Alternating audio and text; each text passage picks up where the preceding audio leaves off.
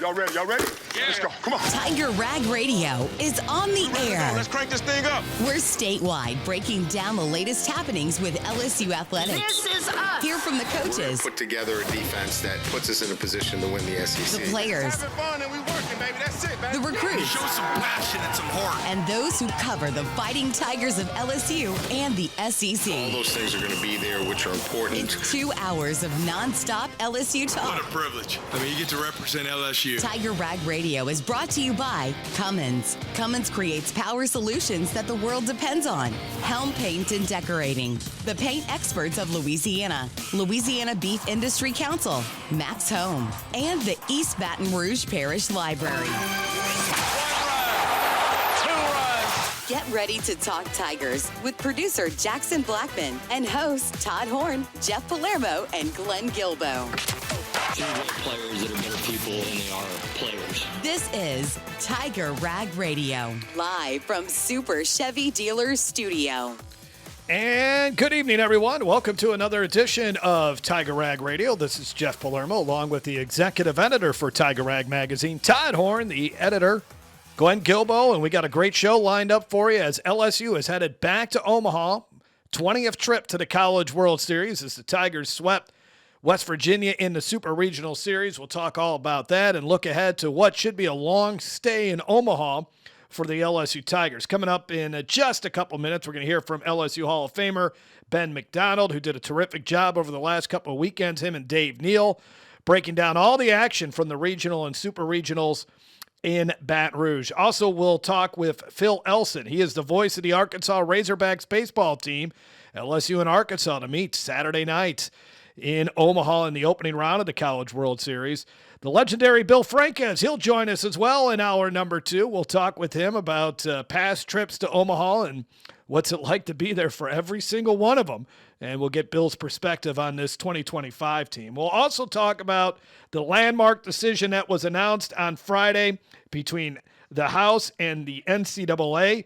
We are going to hear from a sports attorney, Fritz Metzinger, on what this all means, at least here in Louisiana and for LSU athletes. So we'll get into that as well because that's a big story and we didn't want to completely ignore it. But it's also a big story that LSU is heading back to the College World Series. And, guys, it was the LSU scored a lot of runs. West Virginia walked a bunch of people. They hit a bunch of people, and the Tigers took advantage of it. That was kind of what we saw here over the 2 days that LSU and West Virginia played. I think everybody's excited that here in Louisiana, especially that LSU's offense has finally come alive. Like you said, they were walked quite a bit by West Virginia, Jeff, but I think LSU's offensive approach had a lot to do with that, as well as the heat. And now we'll see if LSU's offense could travel. Any thoughts here, Glenn, before we bring in Ben? I just think they got a great chance of winning it all. I mean, they have the pitching. They might, if you stay in the winners bracket, sometimes you can throw most of your games with the top 2 pitchers. They got Kaysen too, and he can relieve. The hitters do appear to be better than they were at the end of the SEC season, but I think they got as good a chance as anyone, probably better than quite a few of them. All right, let's bring in ESPN analyst, SEC Network analyst, and LSU Hall of Famer Ben McDonald. Ben, thanks a lot for joining us here on Tiger Rag Radio as he joins us on the Max Home Hotline. How you doing tonight? Everything's good. I'm just kind of doing some homework and trying to figure out these other, I should say 6 teams. I saw Arkansas and LSU play earlier in the year, so I'm kind of up to date on Arkansas and LSU, obviously, but I hadn't seen, obviously, Oregon State, Louisville, and, of course, the Murray State Erasers. How about that one? That's going to be fun. And, Coastal Carolina's back, UCLA, of course, Arizona. So trying to do some studying up on those teams. But, man, I'm hitting the airplane tomorrow and heading out to Omaha. Looking forward for being out there for a while. It's going to be a good time. It's going to be a good time. Well, Ben, what did you think of how Ianson and Cade Anderson have finished the season the last few weeks? Well, I mean, it wasn't their best efforts, the last time out, obviously. They've been much better than what they showed this past weekend. And when I say much better, I mean 2 of the top pitchers in the country. That's how they pitched all year long. And obviously the numbers speak for themselves, and Cade's number 2 in the country, Ionson's number 3 in the country in strikeouts, and they just dominated, and they've been the biggest reason. And you guys probably heard me say it a lot. I mean, talking to Jay back in February, this is the team that he thought he was going to have. This team was the roster construction. This team was built on run prevention. It was built on a good pitching staff. It was built on he knew he would have a good defense. How good has the pitching staff been? It's the best team ERA since 2015. How good is the defense? It is the best fielding percentage in LSU program history. And so those two things came true. The pitching staff dominated. The fielding percentage is off the charts and one of the best in the country.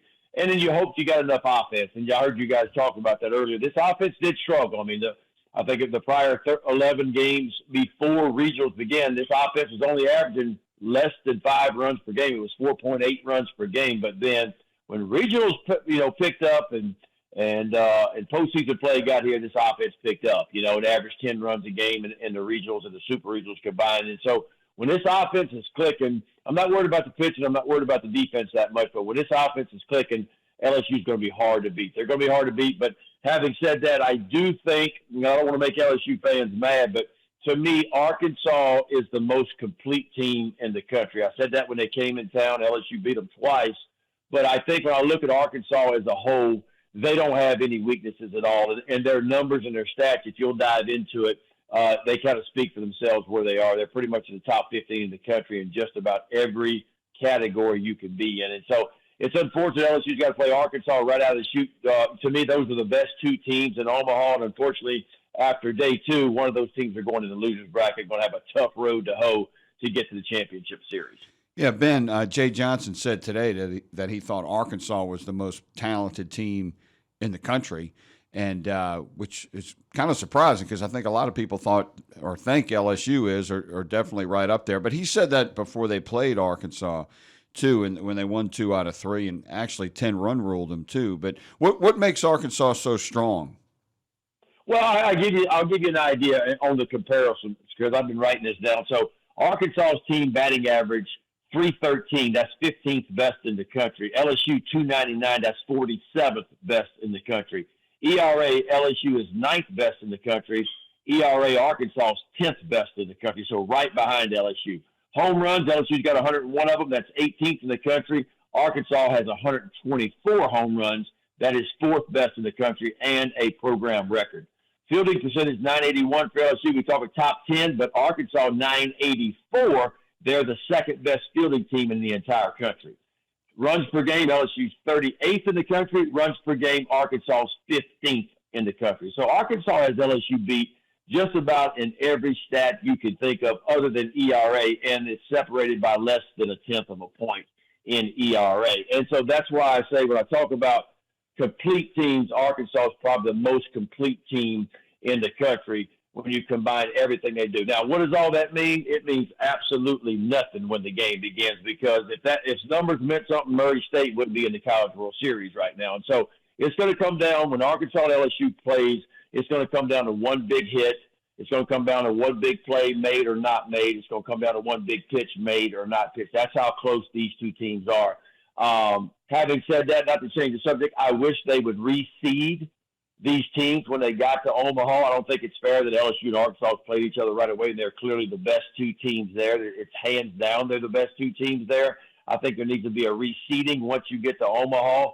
Arkansas should have been on one side of the bracket. LSU should have been on the other. But we are where we are, and look, you got to go play the best, and that's what's going to happen. So it's going to be fun. Cade Anderson, is going to get after it against Arkansas's ace is Zach Root. He's really good too. Both of them going to be left-handed, 2 of the best left-handed arms, in the college game right now. So it's going to be a big-time matchup for sure. So, hey, Ben, when you were talking about the reseeding isn't fair the seeding isn't fair the way it currently is what I hear you saying. But wouldn't it make for a better product for the finals and, getting to the finals of the College World Series if they did reseed it? I think so. I mean, we seed everything on the RPI selection committee and all that kind of stuff. Vanderbilt was seeded number 1, as we know, going in, and obviously, I think the NCAA committee thought there would be more SEC teams in Super Regionals, more SEC teams in Omaha. Obviously, last year there was 4 SEC teams, 4 ACC teams. And so last year there was only 2 conferences represented in Omaha. If I'm not mistaken, we got 7 conferences represented this year in Omaha. I think it's only 2 in the ACC, and then you can start looking at 1 in the ACC. I think, Coastal's in the Sun Belt. Arizona is in the Big 12 now. Oregon State's not even in a conference. They're independent of all things. And, of course, Murray State's in the Missouri Valley Conference, And so I don't think anybody saw this coming. Look, I've been doing this a long time, and I know you guys have been following it a long time. I don't ever remember a year where we only get 5 of our top 16 national seeds to Omaha. Like, that's a strange year. There was a lot of upsets. And it began before the NCAA tournament even started. You got to go back to Texas A&M, who, by the way, has the most NIL money in any baseball program this year in college baseball. $3.1 million is what their NIL program is for their baseball program. They don't even make the NCAA tournament, and they were preseason number 1 in every poll out there. Virginia was preseason number 2 in every poll out there when the season began, and yet they don't even get into the NCAA tournament. And then you have all these upsets once we got into the NCAA tournament. So to me, it's been a crazy, wild kind of ride year that it is. And it can only happen in baseball. And I keep saying this, and that's why I love the game of baseball. This could never happen in football. It could never happen in basketball, but it can happen in the game of baseball. And we're seeing, Murray State was a 4-seed, guys, and they're at the College World Series. They're only the 4th ever 4-seed to ever be in Omaha. It doesn't happen. It's kind of like a 13 to a 15 seed in the NCAA tournament in basketball, making it to the Elite 8. Not to the Final Four, to the Elite 8, and we know that doesn't happen very often. So let's get back to the Arkansas-LSU matchup on Saturday night. We don't know who the pitchers are going to be yet, but we, like you said earlier, we can assume it's going to be Zach Root, and it's probably going to be Cade Anderson, although we don't know that for sure. Root has lost like 3 of his last 4 games that he started, and he finished with an 8-5 record, but he's one of the best pitchers in the country. So what's his strength, and how does LSU combat him? Well, I saw the other day he was up to 99 from the left side. He's got a real fastball that's going to average 95. He's got a really good breaking ball and a changeup as well. He brings experience in there. His ERA is 3.59 on the year, which is when you talk about, to give that some context for your viewers, the average D1 pitcher's ERA this year was 6.22 across the board in D1 baseball. That's 300 teams, all the pitchers. The average ERA was 6.22. His ERA 3.59. So that's really, really good. Anderson's kind of in that ballpark too, him and Ianson. So it's going to come down to those 2 guys. But what makes him good is a high-velocity fastball. We know that LSU, too. Here's the other piece of that. Go look at the numbers, LSU versus left-handed pitching, LSU versus right-handed pitching. It is a substantial difference in batting average and runs per game. It's not even close. It's like a 40-point difference left to right-handed. And so that doesn't favor LSU either, facing a left-handed pitcher. And so that worries me in some ways, and not just a left-handed pitcher, a well above left-handed pitcher in Zach Root. So it's going to be a tough game. Cade Anderson is going to be up to the task. I don't expect a high-scoring game. I fully expect it to be one of these 4-3, 5-4, even maybe a 3-2 kind of ball game, depending on which way the wind is blowing in Omaha, because that's a very, very good ballpark to pitch in, and so it's a bigger ballpark than usual. The ball doesn't fly out of the ballpark there very well, so it's going to be a really good game. Ben, what's your first assignment in Omaha? I got day 1, man. I got day 1, game 1 in Omaha, and I don't even know how the bracket stacks out. I want to say it was, I got it right here in front of me. Here it is. It's going to be Arizona and out of the Sun Belt, Coastal Carolina. That's going to be my first game. So I'll have the day side crew. I'll have the day game every day through the College World Series. Ben, always a pleasure, man. Enjoy another trip to Omaha, and we'll see how well LSU can do. Thanks again for your perspective. Anytime. Take care. All right, that is the great Ben McDonald joining us here on Tiger Rag Radio. More coming up right after this break. Welcome to the Chevy Lightning Round. Guess the clues to win. First team, you're up. Powerful, commanding, unstoppable. Silverado. Adventurous, fun, techie. Trailblazer. Stylish, nimble. Tracks. Innovative. Electric. Blazer EV. Lightning Round champions. You've guessed all the right Chevy clues. Wherever the year takes you, explore it together in the Chevy of your choice. See your Super Chevy dealers today. Tiger Rag Radio is back on the air, live from Super Chevy Dealers Studio. Yeah, we're back here at the Super Chevy Dealers Studio. Great stuff there from Ben McDonald. He'll be on the call for all the day games at the College World Series. We'll hear from the voice of the Arkansas Razorbacks, Philip Elson, in the second hour, along with Bill Franques. We also have an interview with the head baseball coach at Rosepine, who's won over 500 games there. And, of course, he's the high school baseball coach for Ethan Frey. And he'll talk about Ethan Frey mania in Rosepine as he's led the LSU Tigers has helped lead the LSU Tigers to the College World Series. Elvis Frey. He's Elvis Frey. You're right about that. He has certainly put Rosepine on the map. So last week we gave our predictions, and we all said that LSU would win the Super Regional Series. You two guys said 2-0. I thought it might go 3 games. And I know, Todd, you looked at the stats, and you said, hey, this is not a very – nothing really jumps out. And I looked at the stats too, but I thought there was going to be some sort of gritty, resilient type of, the we believe kind of. They did until they hit that humidity. It's like Jesus. And we kind of saw it in game 2 when they got down 6-0, and they got it back within 2. And I give them credit for that. But I think overall, after watching them play for 18 innings, and this is total recency bias, I understand it, but that might be the worst super regional team that LSU has ever played. And I think this is a continuation of the conversation we had in my office on Monday morning. I think that LSU, in addition to the heat, put the pressure on them that caused that, especially offensively, because as Ben said in the last segment, neither Anderson nor Ianson had nearly their best stuff this weekend. But LSU's offensive approach, to me, was just stifling. I mean, they were very disciplined at the plate. They made the pitcher pitch. 1,000 paper cuts. Yeah, 1,000 paper cuts is what Jay says, right? No, I said that actually. But that's kind of how they are when they're at their best. Not a lot of home runs, so they did hit 2 grand slams. And a 3-run shot. Yeah, but when they're at their best, they kind of just keep hitting throughout the lineup. They got and Jay really likes to have doubles teams, and they do have quite a few doubles on their team. But the offense has gradually gotten a little better because the opponent level has gone down since the SEC tournament as well. Well, and I think West Virginia's starting pitcher, the lefty on Curran, I think he was good, and I think LSU really earned that. West Virginia had the best record on the road in the country, and they won at Clemson, and they beat Kentucky twice. I mean, that was pretty impressive.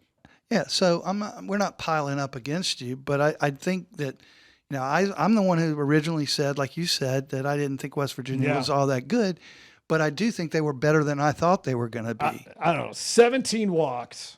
8 hit batsmen. But I think your second baseman can't catch a pop-up. Okay. They had Luis Hernandez is just standing there, and he's getting plunked left and right. West Virginia came into this game with a 99-60 fielding percentage. They're not good. So we knew they weren't going to be good in the field. They're not really a talented team. They're a good team. They got together. Gritty, man. Yeah, they're a gritty team. And, but you're right. I mean, the competition. It was atrocious baseball to watch. Yeah. I as a baseball fan, I was offended by watching it. I really was. I really was. You're a Cub fan. That's kind of an amazing stat there. I mean, that was atrocious. Okay. It was atrocious for 2 games. And I do there is a part of me though that does better than Little Rock. There is a part of me that buys what the West Virginia coach said at the end of the game too about basically, why did you guys perform the way that you did was kind of the question, but in a very, very nice. It was from a West Virginia reporter, so it was asked very nicely. West Virginia SID. and he did give a good explanation that they were a team that was really struggling at the end of the regular season. They had lost 9 of their last 13, and somehow they just put it together in that Clemson regional. They had to come from behind in all 3 games to win. Kentucky was threatening to beat them in the 9th inning on Sunday night in the regional championship game, and they get the strikeout to end the game. And the the air just kind of came out of the balloon, and maybe the humidity got to it. I agree. The heat was a big factor in this super regional series. So you think the heat was a bigger factor than LSU putting pressure on them? Well, 1,000 paper cuts. I mean, it does help when Derek Carriel leads off the game with a double. I'm not going to sit here and deny that. But there's just, I mean, when you're walking 17 guys and hitting 8 guys, I just don't think it's all LSU standing in the batter's box. You're not gonna walk 17 guys if they're up there whiffing at bad Yeah, pitches. but if they're not even well. Look, I think it's a combination of all three things, man. Alex Box was really loud. All the players from West Virginia said that. It was hot as hell, and you got a good team, and they played really well, and they wore them down. And that 3-run homer by Curiel, to me, that was the hit because the pitcher was getting tired. I mean, you could see, man, he was sweating through his shirt and everything. He kept taking his hat off, and then they called that review, and he's just standing out there for 20 minutes while they review if Dickinson leaned in or not. And then the next guy is Curiel, and he hits the 3-run homer, and then a couple grand slams. But it doesn't matter how good the teams you beat anymore. They got there. RPI's out the window. It doesn't matter how bad Murray State is either. If LSU gets by Arkansas, man, they got a heck of a shot to go all the way. A great chance to get there, and they'll face the biggest test coming up Saturday night. It should be a lot of fun. So, and Arkansas also faces the biggest test. Yeah, you're right. And their left-hander might not be as good as the WVU left-hander. Zach Root's not as good as. Well, I mean, lately he's not been pitching well. I'm talking about like right now. 3 out of his last 4 games. I don't know. He looked pretty good against Tennessee last week. He looked feisty. Yeah, I hope he brings that spice to. I want some emotion on Saturday night. And I think we're gonna get it. We'll take a break, and when we come back, we're gonna go to the House settlement, talk about that, and then we'll get back to baseball. This is Tiger Rag Radio. June is jumping at your East Baton Rouge Parish Library. Take part in the Summer Reading Challenge with incentives for kids, teens, and adults. They also have events galore for all ages, like Movies on the Plaza, the Cool Careers Summer Series, and so much more. Check out details online at ebrpl.com. That's ebrpl.com.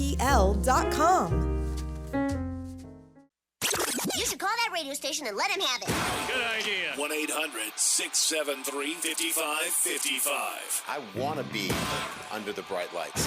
I want to be on the Broadway stage. Tiger Rag Radio is on now. Jeff Palermo along with Todd Horne and Glenn Guilbeau from the Super Chevy Dealer Studio. And college athletics is about to change. A new era is upon us thanks to the settlement that has been announced by a judge out in California, Claudia Wilkin, the House versus NCAA case. We've been waiting for a judgment before July 1st or a settlement announcement because that is when revenue sharing is supposed to start in college athletics. It's the first time that power conference schools will directly share their revenue with athletes. And it should be fascinating to see how this will all come about thanks to this $2.8 billion settlement. Here to help us give a little insight and analysis on it, it's sports attorney Fritz Metzinger of Stone Pigman. Fritz, thanks a lot for joining us on Tiger Rag Radio on the Max Home Hotline. How you doing tonight? I'm doing really well. Thanks so much for having me. So the revenue sharing begins July 1st, but when do we anticipate the payments starting, and who exactly qualifies? I mean, most of this money is going to football players, right? So, I think it's important to recognize at the outset that in terms of the revenue sharing pool, the settlement itself doesn't actually put any sort of, guardrails or parameters on how that money is going to be allocated. I think, participating schools, so power conference schools and any other Division I of schools that want to opt in will be able to share up to 22% of average power conference revenues. And theoretically, they could pay that all to one athlete. They could distribute it equally among all of their athletes. They don't have to share any of that revenue. But I think this has been This is the case for LSU, certainly, and I think this is the case for a lot of schools, especially in the SEC and, a lot of the power conference schools, is what I think that a lot of the schools that are participating have announced is that they're going to be using the back pay model that they are using to pay past damages as part of the settlement for this future revenuing school. And so I think as part of that back pay formula, that's about 75% to football, 15% or so to men's basketball athletes, 5% to women's basketball student athletes, and about 5% to everyone else.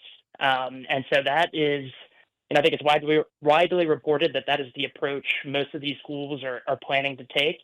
And that in and of itself kind of, raises some interesting issues and potential, future legal challenges and dilemmas we can get into. But as of July 1st, the revenue cap will be in effect, and we're going to have to see how schools approach it as time goes by. Jeff, do you think that will fly at LSU? 15% for men's basketball and 5% for women? I think it might be closer to the opposite of that. I was asking you, Jeff. Oh, you're asking me? Yeah. Oh, I'm not the legal expert here. No, but I mean, from an LSU perspective. Yeah, I would have to, but I mean, I guess Fritz aren't they looking at programs as far as how much money they're making, and that's how they're divvying this money up? I think they are, and I think that formula, as I understand it, is kind of based on the NCAA's economic expert, kind of looking nationwide, or at least at the average power conference schools and how, they earn revenue. I think it is a really interesting question at a school like LSU, where you have this great women's basketball program. I mean, to be topical, you have this incredible baseball program right now that is kind of lumped in with the, this quote unquote other 5%. And so that doesn't, I think it's a great point that it doesn't seem like it exactly aligns with, the LSU programs that are the most successful or that may be earning the most revenue. But, as far as I understand it, and again, from a legal perspective, the settlement itself doesn't tell schools how they have to allocate this money. But my understanding is that they are going to use that back pay model, or at least a lot of schools are planning initially to use that back pay model. So, Fritz, don't all the Power 5 schools including also the Division I schools, have until July 1st right now to decide if they're going to participate in the revenue share? Forget about how they're going to allocate it. So it actually, I think power conference schools, are participating as part of, because that is the power conference schools plus Notre Dame are basically, they're responsible for the formation of this new college sports commission.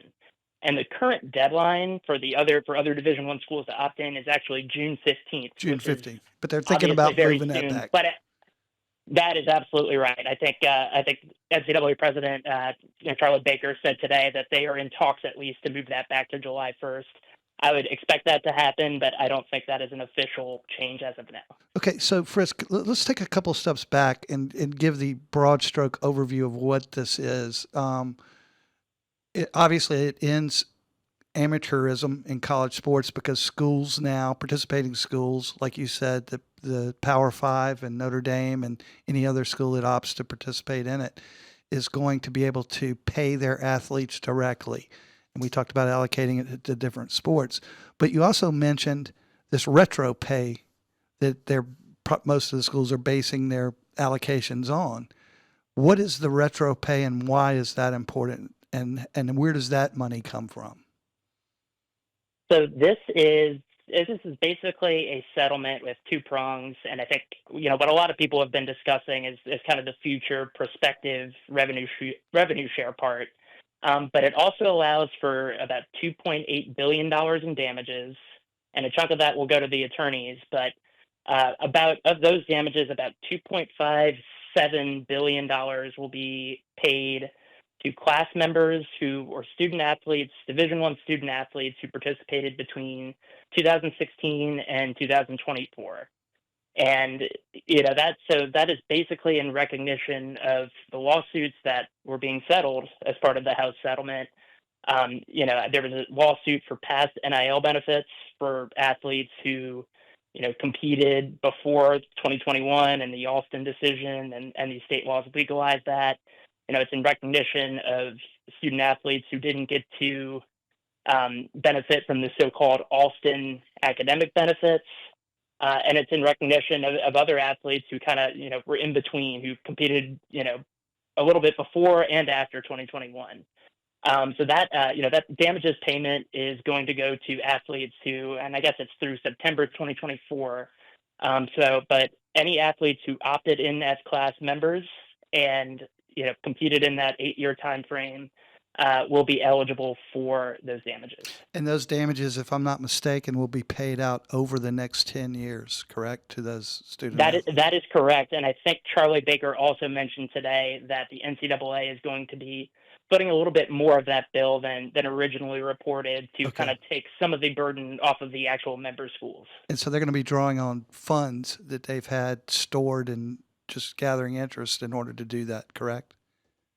Absolutely. And as I'm sure you guys know, schools and the NCAA have been anticipating the approval of this settlement for over a year now. So, yeah, they're going to be drawing on funds they have stored.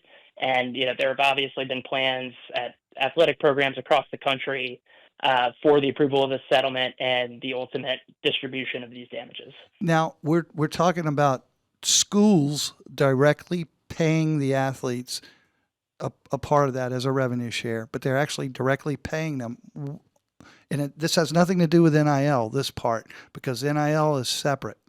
But this settlement does provide guardrails for NIL, correct? That is correct. So so what this settlement is, and a settlement at its core is a compromise, and in exchange for kind of allowing these revenue sharing payments and kind of ushering in this new era, what the NCAA and some of the member schools are really trying to do is kind of re-exert some control over third-party NIL payments. And so, they've already announced there's going to be a new program called NIL Go, and for any NIL deal exceeding $600 in value, what that entity is going to do is going to say, first, it's going to look at whoever's paying the money, whoever the deal with the student athlete is making, if that is a quote unquote associated entity, and that's going to be a booster or a collective, or essentially anyone that, the NIL Go entity determines has a relationship with the school. If that is the case, they're then going to look to see if the NIL deal is quote for a valid business purpose, whether if it's a car dealership sponsorship, is the athlete earning what you would expect someone to earn from, doing a few commercials for a car dealership, or are they getting paid, a really big sum of, millions of dollars? Right. And is it really just a disguised pay for play? And so I think the NCAA is hoping that this enforcement mechanism curbs what I think, it's safe to say has been happening rampantly in the last 4 years, which is boosters and collectives, which have become very powerful, using NIL payments to induce recruits and transfers to come participate for their favorite teams. So on the one hand, with the revenue share, we have what amounts to a salary cap for the teams, ever how the school chooses to allocate those funds. And on the other hand, we have quote unquote guardrails and regulations to force compliance of NIL, which would prevent Bryce Underwood from accepting a $12 million agreement to go to Michigan as a recruit, as opposed to LSU or wherever else he was going to go. It's not going to allow for that type of craziness to take place, at least on top of the table. I think that is the idea. Now, it is important to note that, if the College Sports Commission and this NIL Go, clearinghouse is what they're calling it, if they determine that an NIL deal is really pay for play and it's kind of one of those big exorbitant deals, and the student athlete says, I think this deal is legitimate. I don't agree with this finding. They're going to have the ability to go to neutral arbitration. And, if a neutral arbitrator determines that the deal is legit, it can survive. But I think what's really going to be interesting to watch, and I don't think anybody has a clear answer for this, is what is going to happen when, this new enforcement mechanism for NIL, invalidates one of these deals or punishes a program or punishes a student athlete, and the student athlete or the program doesn't agree with the decision, and are they going to sue to challenge this enforcement, this new enforcement apparatus's authority? How is that going to work out? Is it going to come under antitrust scrutiny again? And that's kind of the question that I think a lot of legal observers are waiting to see the answer to. Yeah, I can't imagine that this settlement is going to solve or is going to put an end to all the litigious behavior that we've already seen already. So I would imagine it's just going to continue. I think that's a safe prediction. All right.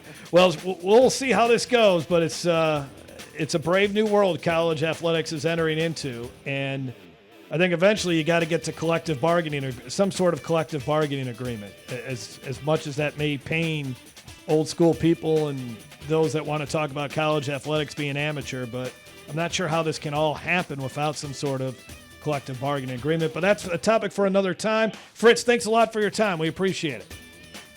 Thanks so much for having me. That is sports attorney Fritz Metzinger of Stone Pigman. We'll take a break, get back to baseball talk. This is Tiger Rag Radio from the Super Chevy Dealer Studio. Now, back to Tiger Rag Radio, live from Super Chevy Dealer Studio. We got a couple more minutes here in this segment, and we'll hit another break, but we were talking off the air a little more specifically on LSU, and we reached out to LSU this week to see if, and they've been quiet. Apparently, they're still letting this kind of settle in, and I think still consume it, and even though we've all known this settlement was coming. But, Todd, you were talking a little bit during the break there about, from the LSU perspective, what bits and pieces have you picked up that you feel comfortable in sharing about how LSU will handle this new pay for where student athletes are getting directly paid by LSU? Okay, so for the first year, like Fritz was saying, it's going to be about $20.5 million, actually $20.5 million that the LSU athletic department's going to have in dollars allocated towards revenue share. They're going to split that up, basically following the pie that in the allocation format that the payout to the past former athletes is, which is 75% to football. And football is the big breadwinner. We're talking about $200 million plus a year in revenue generated by football. They're also looking for other opportunities. During SEC Media Days, Scott Woodward, LSU's athletic director, made somewhat of a statement talking to some reporters and basically said, we're going to pay 75% to football, we're going to pay 15% to basketball, and we're going to pay the remaining 10% amongst the other athletes. So the other student. So 70, so that's 100%. 75, 15, and 10. Okay, 15 basketball total. Right. So not 15 and 5 like the model had it. Right. Between men and women. Right. Okay. But I don't know if that was intentional. I don't think it was, but I can't say for sure. All right, we got one more segment coming up here for hour number one. Get back into some NCAA baseball tournament talk. College World Series right around the corner. This is Tiger Rag Radio from the Super Chevy Dealer Studio.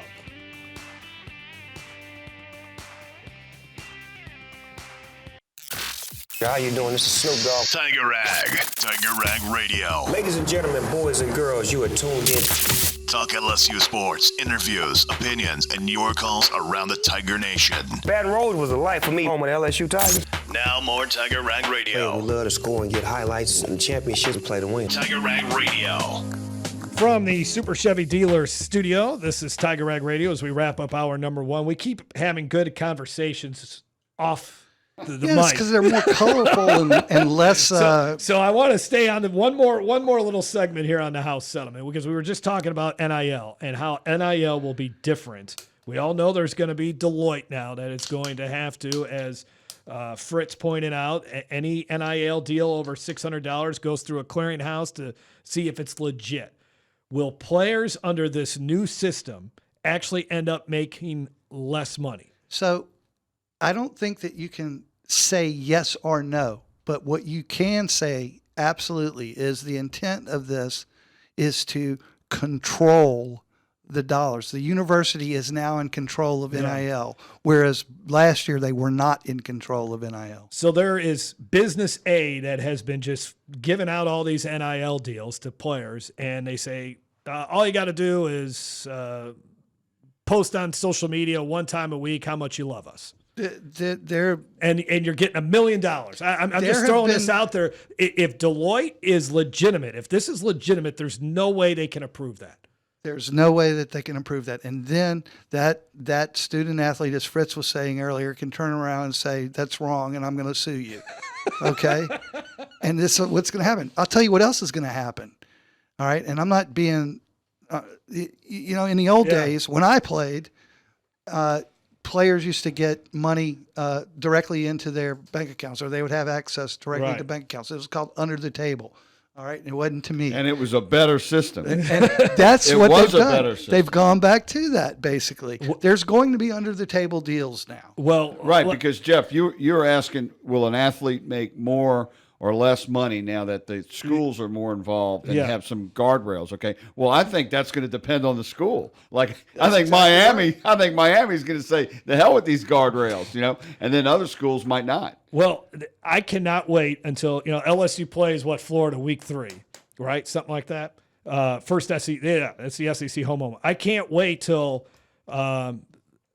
player A, whoever it might be, he's a big-time starter, and he's not out there because he broke some sort of NIL rule and can't play in that game. Yeah, I can't wait for that to happen. Yeah, the NCAA is all of a sudden going to have power now. I mean, can't they? I mean, that's what's going. That could potentially. It's a can. It's opened up. It's opened up. But am I right there? That could potentially happen. Yeah, right? yeah, definitely. And the old days of Les Miles, he was withheld from play, right? All right. Well, I didn't want to say this when we had a lawyer on the air, but my philosophy continues: kill all the lawyers.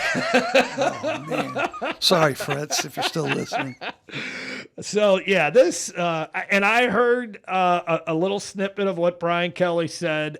He was on, I think, the ESPN College Game Day podcast saying, hey, this is progress, but it also can open up just a whole new set of headaches. It does. Pandora's box is fully open now. You talk about can't wait to an NIL infraction keeps a player from being able to play against Florida or Florida versus whoever on any game day. Wait until you have a player that says, I got benched because I didn't go to class. I'm an employee and I need my money. Yeah. There's all kinds of things because the students are not employees. They don't have any rights, but they're getting paid directly from the school to perform a service, which is play football, basketball, or baseball, or whatever other sport that they're being compensated for playing.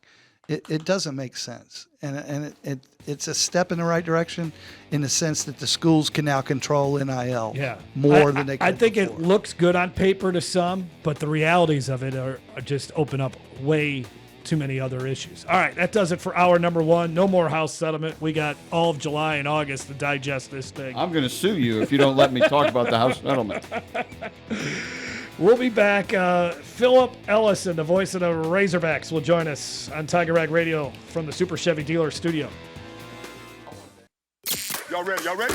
Yeah. Let's go. Come on. Tiger Rag Radio is on the air. Let's crank this thing up. We're statewide, breaking down the latest happenings with LSU athletics. This is us. Hear from the coaches, Put together a defense that puts us in a position to win the SEC. the players, Having fun and we working, baby. That's it, baby. the recruits, Show some passion and some heart. and those who cover the Fighting Tigers of LSU and the All SEC. those things are going to be there, which are important. It's 2 hours of nonstop LSU What talk. a privilege. I mean, you get to represent LSU. Tiger Rag Radio is brought to you by Cummins. Cummins creates power solutions that the world depends on.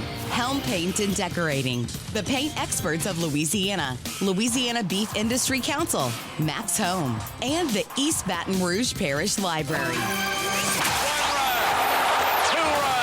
Get ready to talk Tigers with producer Jackson Blackman and hosts Todd Horne, Jeff Palermo, and Glenn Guilbeau. You've got players that are better people than they are players. This is Tiger Rag Radio, live from Super Chevy Dealer Studio. And welcome to hour number 2 of Tiger Rag Radio. Jeff Palermo along with Todd Horne and Glenn Guilbeau and Jackson Blackman. Thanks for joining us. As let's get back to the College World Series talk. Can't wait till Saturday night in Omaha. LSU and Arkansas. It's going to be an absolute spectacle. The two best teams in the field of 8 unfortunately face each other in the opening round, but that's just the way it is. It could be the first of 3 meetings between these two teams over the next several days, depending on how it all breaks down. And let's get more of a scouting report on the Arkansas Razorbacks from the voice of the Razorbacks baseball team. Philip Elson joins us on Tiger Rag Radio. He joins us on the Max Home Hotline. Philip, thanks a lot for spending some time with us tonight. How you doing? I'm good. It's Tuesday, right? I wish it was Saturday by now. I think everybody else listening probably agrees. Yeah, I would agree too. First of all, we've talked here about, LSU caught a break, I think, from the tournament selection committee based on their road to Omaha was not very difficult. Arkansas, he had a good North Dakota State team in the Fayetteville Regional. You had to play Tennessee. First of all, I got to get your reaction when the bracket came out and you saw the potential Arkansas-Tennessee Super Regional Series potentially pop up there in your mind. What were you thinking? Well, I expected it to be either Tennessee or Ole Miss on the other side of the bracket from Arkansas, just because of how they ended the season. I thought Ole Miss was a little bit overseeded at 10. I thought they were good to host, but I thought they'd be a little closer to the 13 or 14. And I knew Arkansas would be. I thought the winner of the SEC tournament would probably be the overall number 1 seed. So I wasn't surprised with Vanderbilt. I wasn't surprised where Arkansas got seeded, and not the least bit surprised that they got Tennessee in a super. But this is just also the way that it goes. If you're going to have 13 teams from your league in the tournament with 64 teams in the tournament, you're just going to have to be okay with maybe playing one of those teams in a super. You just know you won't play them in a regional. And I actually don't mind Arkansas and LSU in the first game, because they got to get each other. One of these teams has to get each other out of the way to begin with. So you might as well have it with the two aces going at each other, because the first time around between those two, it was a great game, and I don't expect anything different. Well, let me ask you this before we talk more about the LSU-Arkansas matchup in Omaha. You weren't surprised to necessarily, like you said, face Tennessee, but were you surprised that Arkansas pile-drived them 2-0 in that? I guess. Yeah, there was really just one game that it didn't even really get out of hand. It's Tennessee's kind of, I think, let go of the rope a little bit in the second game. 4-3 in the first game. That was tight. That was really tight. That was the kind of game I expected. I didn't think that it would be a slugfest, because Tennessee's got some arms. It turned out the difference in those games were, in the first game, just a couple little things that Arkansas does well. I think scoring on a dirt ball, Reed from third base. Tennessee's second baseman, Curley, who struggled a lot this year, not making a play as part of an inning where they used 4 pitchers to try to keep Arkansas from scoring. If he makes that play, they don't score. Scored a base hit, but second baseman should have made the play. And they get 2 runs out of that kind of stuff. They win a game 4-3. And I think Doyle was, I'm not going to say tired, but I think he was a little affected by pitching in the regional final the previous Monday. So everybody was surprised it didn't go 3 games. But I think when you're down 1-0 on the road, it can be really tough to come back. Right. So looking ahead to Saturday night, Zach Root, tell us where he's at with how he's pitching at the moment. Oh, Root was amazing against Tennessee. Yes. He was terrific. I mean, he pitched with a lot of emotion, for one thing, and that's why, in his last pitch that he threw to Andrew Fisher in a strikeout, he threw 99, and he's usually, his fastball's gotten better this year. That usually happens in your junior season, and you come to Arkansas from ECU, and he's been sitting about 94 to 96 when he's been on. Then all of a sudden, he turns into this fire-breathing dragon with one of the most emotional at-bats that I've ever seen at Baum Walker, and told Fisher about it afterwards too. But he's really not a flamethrower. He's a kitchen sink guy that needs a breaking. He's got 3 different breaking pitches: cutter, slider, curveball.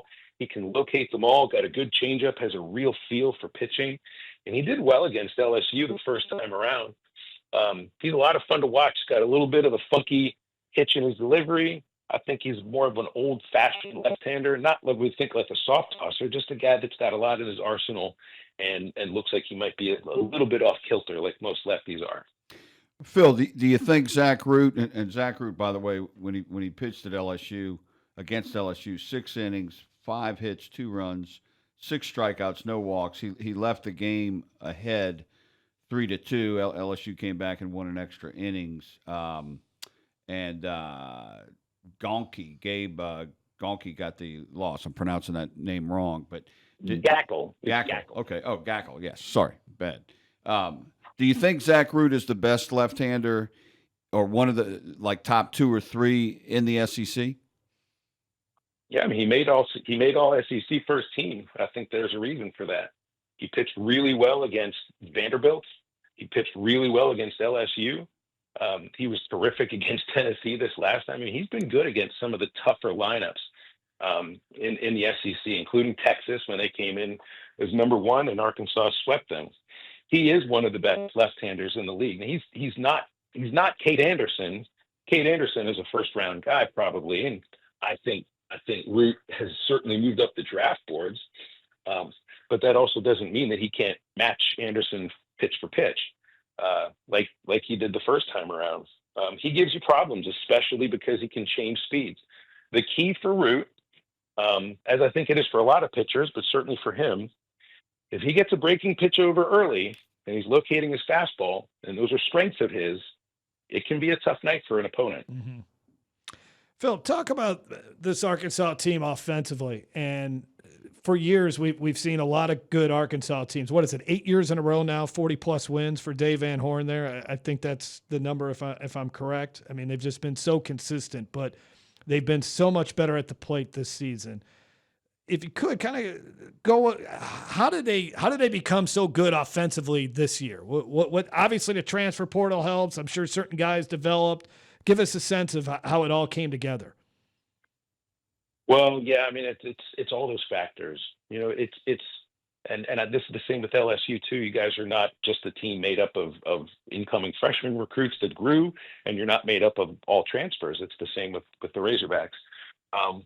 They get bigger and stronger when they come to Arkansas.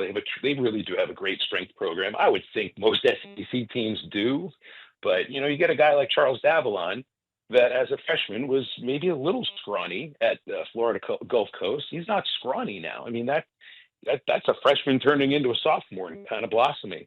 Vahiva Aloy, we noticed this year when I saw him at fall ball, like, my God, the guy just got bigger and stronger. That was the case, I think, for quite a lot of them. Getting a guy like Logan Maxwell healthy, because he's really a great hitter. He wasn't at full strength when Arkansas went to LSU because he's battled a hamstring off and on all throughout his career and this season after transferring in from TCU. He's healthy right now. He's one of the toughest outs in the lineup.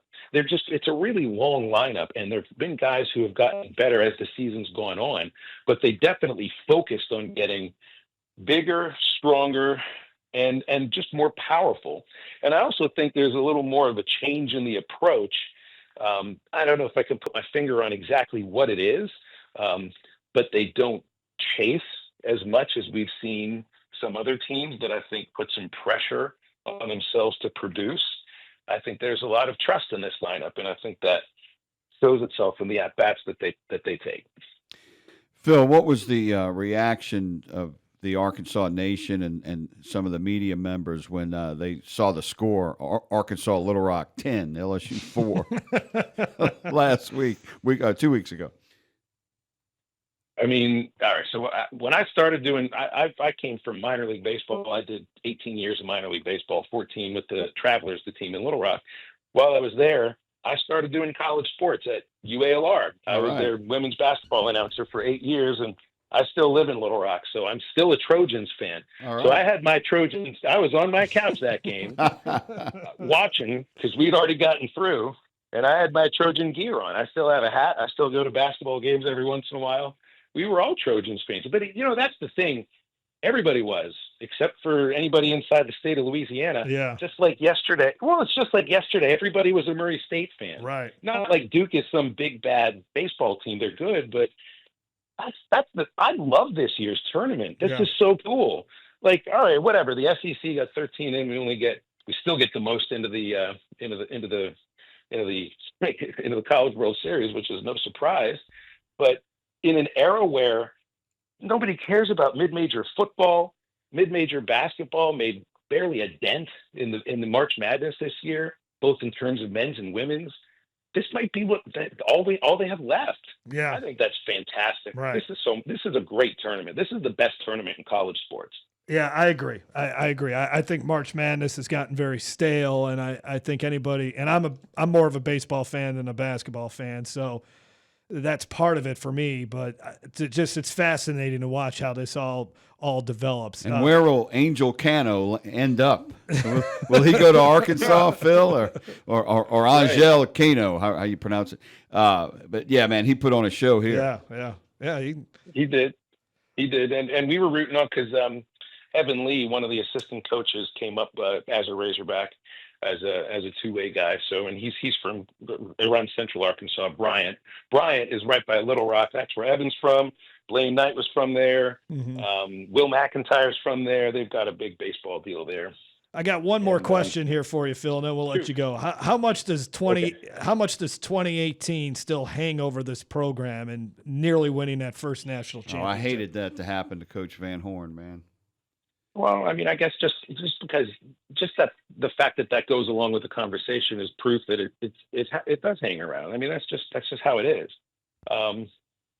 Yeah, I hated that happen too. And to me, it's heartbreaking to think that if that's really the difference between how people view this program as a championship caliber program or not, because I've been around it 11 years and they go at it just the right way. Yeah. I really love the way they treat baseball here. And I mean the coaches and the players and the fans and everybody. Yeah, it's a little difficult sometimes to get Arkansas fans to believe in a good team because they've had proof sometimes that good teams don't always get what they deserve. So I think they believe right now, though. All right. Can't wait till Saturday, man. Thanks, Phil. Good stuff. We appreciate it. Yeah, thanks for having me on. All right, that is the voice of the Arkansas Razorbacks baseball program. Great information there. Should be a great game Saturday night. Phil Elson joining us here on Tiger Rag Radio. Let's take a break. We'll come back, talk a little bit more about LSU and where they're at as a team before we bring in another voice, the voice of Alec Box Stadium. That's Bill Franques. He will join us as well as we continue on here on Tiger Rag Radio from the Super Chevy Dealer Studio.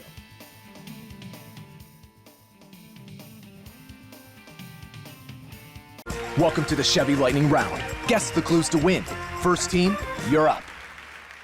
Powerful, commanding, unstoppable. Silverado. Adventurous, fun, techie. Trailblazer. Stylish, nimble. Trax. Innovative, electric. Blazer EV. Lightning Round champions. You've guessed all the right Chevy clues. Wherever the year takes you, explore it together in the Chevy of your choice. See your Super Chevy dealers today. Tiger Rag Radio. The details do matter. Every step, every hand on the ground, every route, everything that we do has a purpose. We are really focused and our attention to detail is going to be unmatched. Back here on Tiger Rag Radio, Jeff Palermo along with the executive editor for Tiger Rag Magazine. That would be Todd Horne and Glenn Guilbeau as well. We are broadcasting from the Super Chevy Dealer Studio. A little tidbit here. Blaze Priester, who was the third-string catcher for LSU this season, he went into the transfer portal. He's actually not even with the team anymore, and he has committed to Southeastern Louisiana. You were talking about Josh Jordan, could be a guy that could be the next head coach at Duke. Is that right? Yeah, so Duke lost last night to Murray State. Murray State's final entry into the College World Series. Duke's coach, name escapes me right now, but he was there for 10 years. Josh Jordan was there for 10 years with him, and he's gone to Virginia now. And Josh Jordan is the supposed front runner for that job. Okay, so something worth monitoring here a little bit later on. I tell you what, let's going back again, and I'm not going to harp on West Virginia. What did you think when you saw the lineup for game one with Derek Curiel batting seventh, Josh Pearson at the top?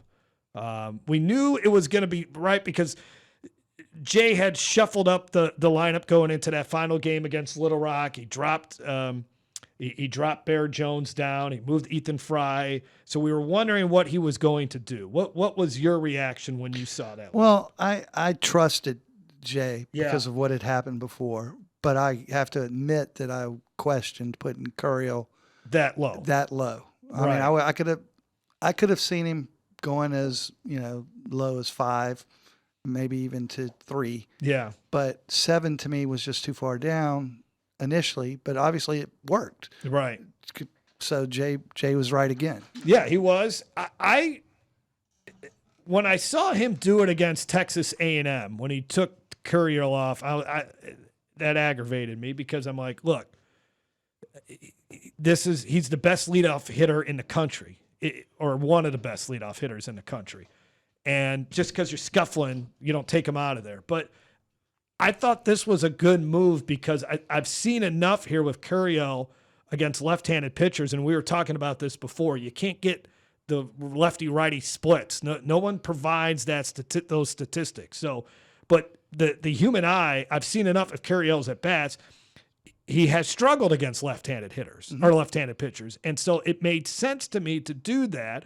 And then just also knowing about West Virginia's bullpen where most of their main guys were right-handers, it kind of made sense. Put Pearson up at the top, and then when they bring in a right-hander and you want to bring in Jake Brown, boom, you got Jake Brown now at the top of your order. Yeah, they'll probably do that same thing again, I would think, or something similar. Something similar, it would make sense because Curiel really has struggled against lefties overall, and it's funny because Josh Pearson, he's one of the best hitters against lefties, and he's left-handed. Yeah. He's kind of a unicorn, and he's not. I mean, he's pretty. Most of your best hitters are pretty good at both sides. Okay? Yeah, and he's really actually pretty good on both sides. But so he's got options there. So I think we might see that again, but that's going to be a tough game, and if LSU loses, don't think it's over because they could win, the elimination game and then eventually play Arkansas. They lost to Wake Forest the first time they played them in 23, and then came back and beat them twice. Mm-hmm. Yeah, and that could honestly happen once again here.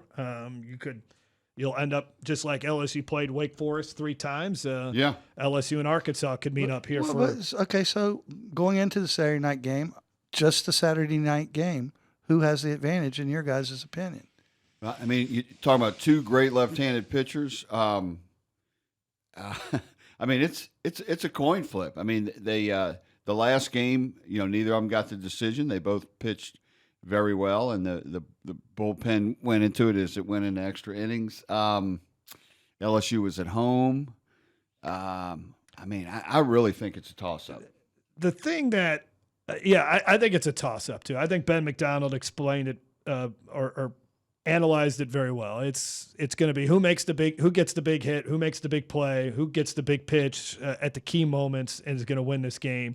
I think if these 2 teams play over the course of 10 times on a neutral field, it goes 5-5, something like that. But that's just it. It's not a neutral field in Omaha. It's probably going to be an LSU field. And I'm still, because after watching the SEC, if you rewind, go back before right after the brackets were released, and you saw how LSU struggled offensively in the SEC tournament.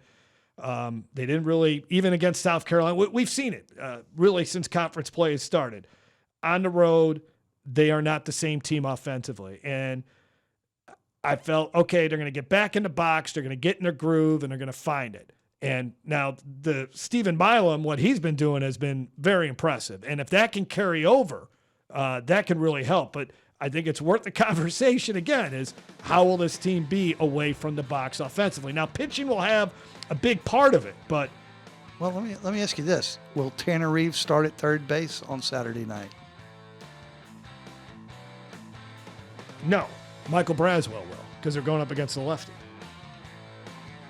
So, but I'll give Tanner Reed. Man, he's improved a lot defensively. Yeah, Tanner Reed started against the right-hander over the weekend. But Braswell's been slumping on both-sided pitchers. Tanner Reeves made a big play when Little Rock got it back within a run. He made a big play where that was that chopper. He waited back on it and he zipped it over. That guy's really improved a lot defensively. I no longer go, ball's hit to him. What's going to happen now? I have a lot of confidence over him at third base that he can make the play. We'll take a break. More coming up here on Tiger Rag Radio from the Chevy Dealer Studio. June is jumping at your East Baton Rouge Parish Library. Take part in the Summer Reading Challenge with incentives for kids, teens, and adults. They also have events galore for all ages, like Movies on the Plaza, the Cool Careers Summer Series, and so much more. Check out details online at ebrpl.com. That's ebrpl.com. And we're back with Tiger Rag Radio, live from Super Chevy Dealers Studio. All right, back on Tiger Rag Radio. Jeff Palermo along with Todd Horne and Glenn Guilbeau. Pleasure to have on with us now Bill Franques, the voice of Alec Box Stadium, of course. And of Omaha. Mr. Omaha. Yeah, that's right. Who are you voting for mayor this year, Bill, since you're there so often? Yeah, I think I do qualify as a resident. It's only my 18th time there since 1989. Yeah. So I'm quite familiar with the culture there and the local establishments and all the happenings in Omaha. So have you started? You must have the packing down to a science at this point, knowing that you might be there all the way till Tuesday night, right, or Monday night? I guess it'd be Monday night. Yeah, a little bit. It could be there. I guess the shortest amount of time we could be there would be about a week, and of course the longest would stretch all the way until 2 weeks from today, the 23rd. Yes, two weeks from yesterday would be the absolute final day of competition, that Monday night, and then of course we'd return on the 24th. So I'm packing out there for 1 week or 2 weeks. So I'll prepare for two and hope for the best. Have you ever gone to Omaha on vacation just for fun, Bill? I have not done that yet, Glenn. Although I will say of course when I started this, I was single and some of my stops and observations of the city were a little bit different than they are now without having a family. Well said. So now you have grandkids. Well, not quite. I'm certainly old enough to have grandkids, but none of my children have produced grandchildren yet.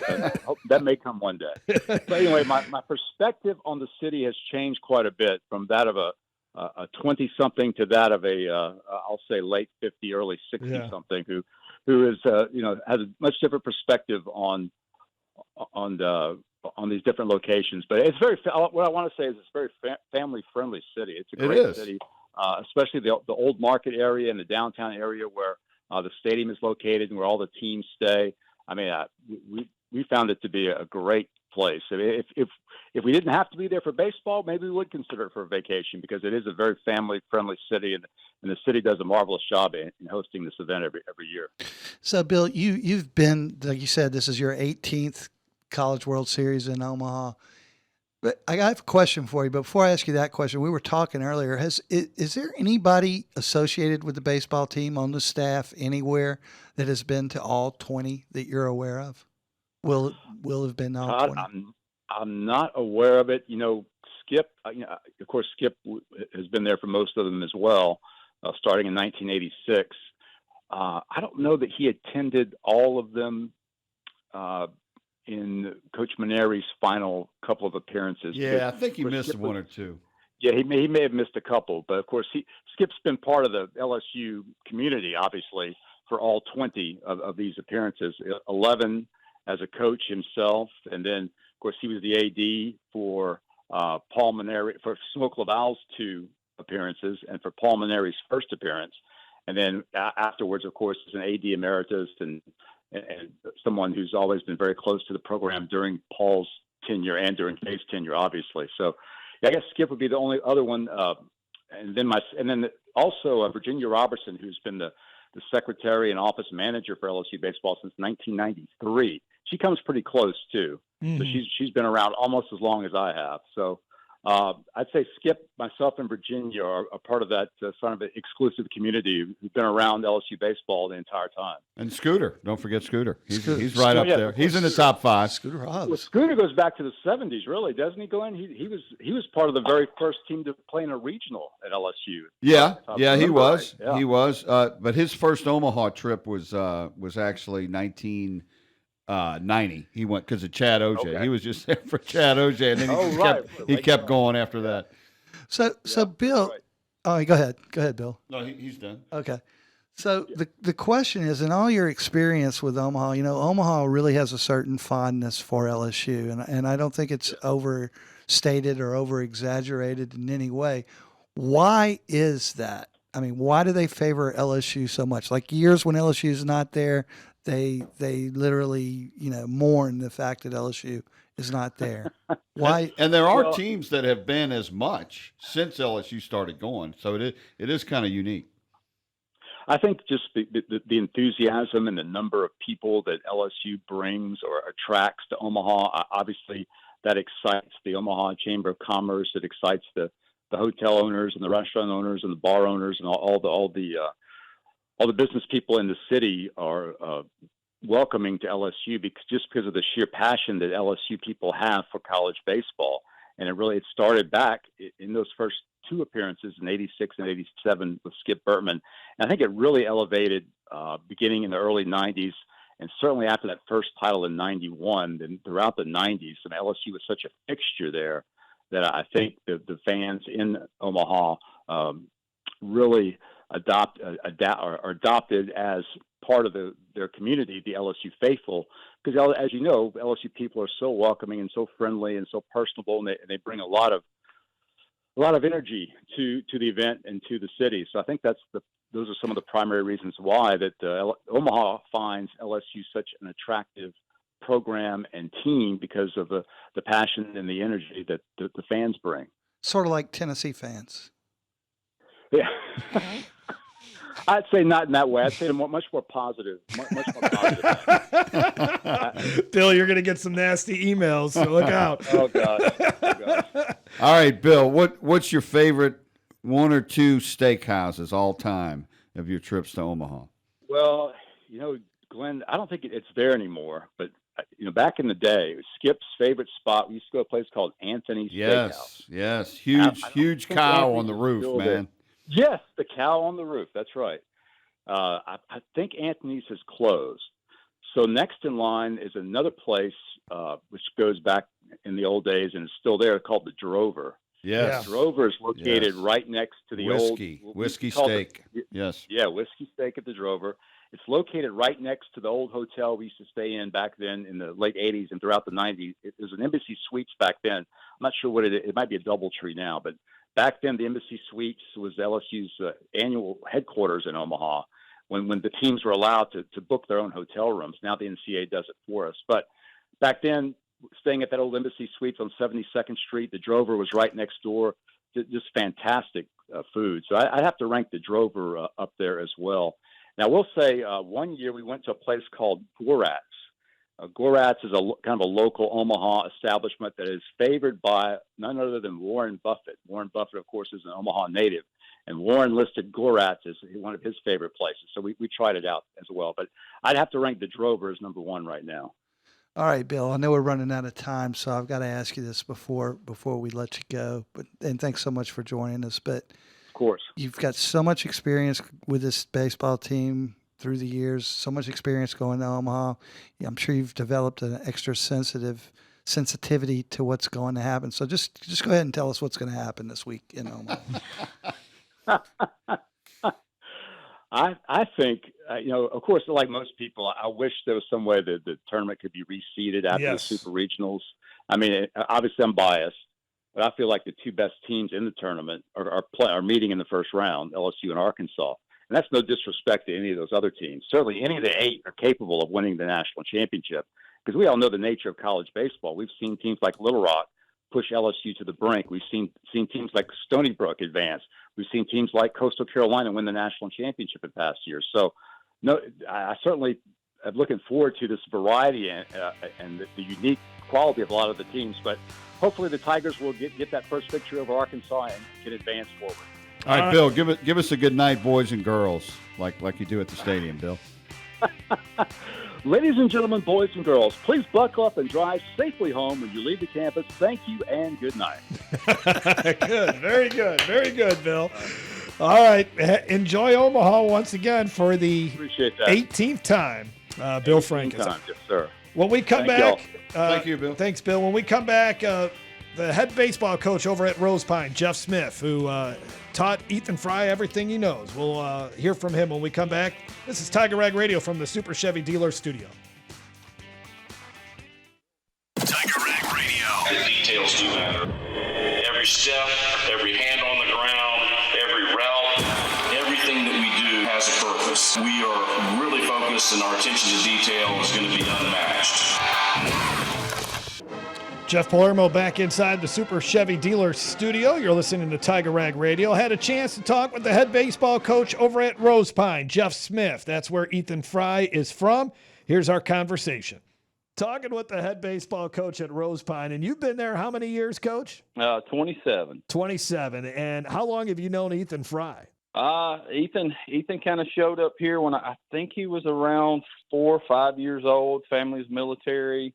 I had the pleasure of coaching him in T-ball, so known him a while. When did you know that, hey, man, this kid's got something special, and his ability to hit the ball can take him a long way? It was apparent in T-ball, man, to be honest with you. This guy was, a foot taller than everybody else and faster than everybody else and stronger than everybody else. And just, from even that time, the competitive nature in him was apparent. So, look, even at that age, it was noticeable that he was different. Then went on, obviously, to Rosepine. Is he one of the best athletes to come out of that school, considering not only of just how great of a baseball player he was named, I believe, Mr. Baseball for the state of Louisiana his senior year, but he was also the quarterback there for Rosepine. Yeah, really, really good quarterback. I mean, he set a lot of records there when he was quarterback there. To answer your question, most definitely has to be arguably the best athlete to ever come out of that school. And we've had a lot of good ones. So, but the sheer physicality and size with that skill set, kind of sets him apart. You mentioned it. He's got the size. He's got the athletic ability to be a very good baseball player. But what else is it about him that maybe people don't recognize that has put him in the position where he's LSU's best hitter right now? I've seen guys that have that type of physicality a lot of times. They're good in certain aspects of the game, but not so good in others. I just feel like Ethan is as close to the total package as you can get. I mean, he's physical, he's strong, athletic, his skill set's good, his mind is good, he's coachable, he's a team guy. I mean, he's just everything, man. He's probably as close to the complete package as I've ever seen. You mentioned his parents are both involved in the military. How has that shaped his upbringing? I was sitting here thinking of that, when I got the message from you. And look, I don't think enough can be said about Ross and Brandy Frey and the way they've raised that young man. The foundational values and the discipline that he was raised under is apparent also. And I just don't think you can say enough about those people too. Now, when he arrived at LSU, it did not automatically just be great. It wasn't like he came here and it was great for him from the beginning, right? I mean, freshman year, that was such a talented team. They won a national championship. He had to kind of sit in the dugout and watch. And then last year, battled the shoulder injury. So what were some of the conversations you had with him as here he's the guy, he was the man at Rosepine, and it took him a while to become the guy at LSU? Look, he's a super smart kid, and he was very aware of the situation he was going into. He knew he would probably have to bide his time there and especially get through that first year with all the talent those guys had on the national championship team. And when those guys cleared out of there, I think he was just ultra determined to get in there. And then he kind of ran into an injury issue about midseason last year and kind of set him back a little bit. But, man, I think he was aware of what he was getting into and just super determined to persevere. In this day and age of the transfer portal and NIL, I mean, I know he's a Louisiana kid and he's always wanted to play at LSU, but I would imagine it probably would have been easy for him to say, you know what, it's just 2 years into it. I don't think it's working out here for me. He could have gone somewhere else, I guess. I don't know if he really ever seriously thought about that, but the fact that he stuck it out and now he's having the season that he's having, I would imagine it's just got to make it so much more rewarding for him. Look, he's a loyal guy. I'll take this back to even when he was in high school. He could have taken those talents he had. He could have taken those talents anywhere in the state of Louisiana, especially here locally in Southwest Louisiana. He could have went to bigger schools. Anybody would have welcomed that guy with open arms. And look, he was as loyal to us as you could be here at Rosepine High School. Myself as a coach and his teammates and community, he was bought in. And so it doesn't really surprise me that he went over there and he just put his heels in the ground and he's loyal to Coach Johnson and he's loyal to that fan base and that school and he's where he is right now because of it. How hard was it though that sophomore season to sustain that injury that he had and just not be able to have the year that he wanted to have? Yeah, that was disappointing, man, for him. I know I talked to him and anytime injuries involved and he was just getting going, getting very consistent, had a couple really big hits and late in the game there and was kind of getting rolling and he just had that shoulder injury, man, and it set him back. And I know he was disappointed. And I watched him, had surgery right there after the season was over, and he came home. And I saw him he would work out at our field. We would talk, and man, he was just ultra determined to see it through. And he rehabbed hard. And like I said, man, we're where we're at right now because of his perseverance and his determination. What is the excitement level in Rosepine over Frey's success? Man, it's everywhere you go. It's buzzing. I actually talked to Ethan yesterday. We were on the phone and we were just kind of talking about the social media craze and the community here. I mean, you can go anywhere in this small town and the outlying areas. Everybody knows everybody and it's kind of like a big family and everybody's excited. Everybody's pulling for him and.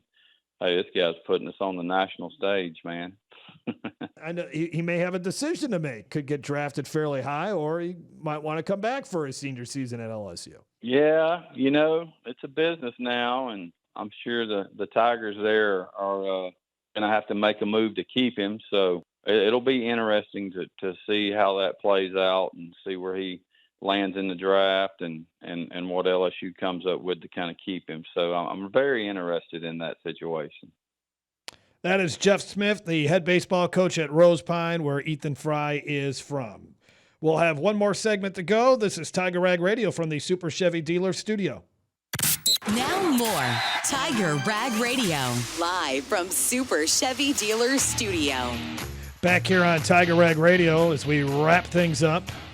Great show tonight as we talked with a lot of great people. Ben McDonald, Bill Franques, Philip Elson, the voice of the Arkansas Razorbacks. Heard from Fritz Metzinger about the House settlement, and then Jeff Smith, the head baseball coach over at Rosepine, who won his 500th game this season, and they're fired up over there in Rosepine about Ethan Frey. Do we have an affiliate over there in Rosepine? We need to get the show on. We do have an affiliate in Lake Charles. Oh, there you go. So it's close enough. So cool. We talked to.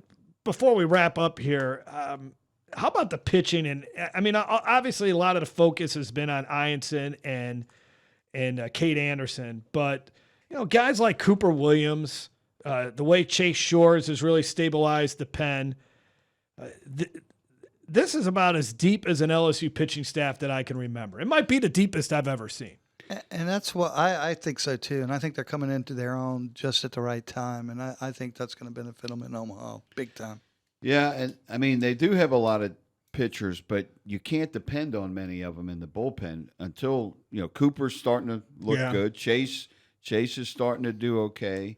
But really, the only one you can really depend on is Kaysen, because Zach Cowan has kind of descended a little bit. But, yeah, they need a couple of more guys to kind of stay steady there to go along with Kaysen and Ianson and Cade. They got everything. I mean, I was just thinking, I can't see them not getting to the championship series. Well, it's because Arkansas just makes a play or two more than them. Yeah. You know, you go back to we've alluded to the Wake Forest when they played Wake Forest and the play by Trey Morgan on the bunt. I mean, you got to make winning plays like that. And they have those type of guys. I'm sure Arkansas does too. But LSU has those type of players that rise to the occasion. They just have that championship feel about them. To me, I think they're either going to go all the way or get very close. Yeah. All right. So you guys predicting a win on Saturday? See, LSU's obviously going to be the visitor on Saturday, but they get the win on Saturday, and then they'll be the home team pretty much from then on, right? Yeah, I'm not exactly sure how it really works, but you could be right. I think that's how it works. I think LSU loses Saturday, but goes through the losers bracket just like they did in 23. Okay. All right. But they didn't lose the first game. No, they didn't lose the first game. Well, but they went 1-1. You're right. But yeah, I can see that. I can see it. I can see them going 1-1 and facing Arkansas 3 times here, for sure. All right, guys. Good show.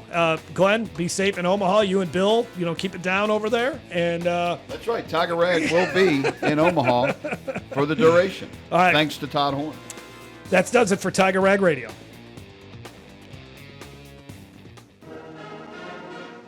Tiger Rag is everywhere. Online at TigerRag.com.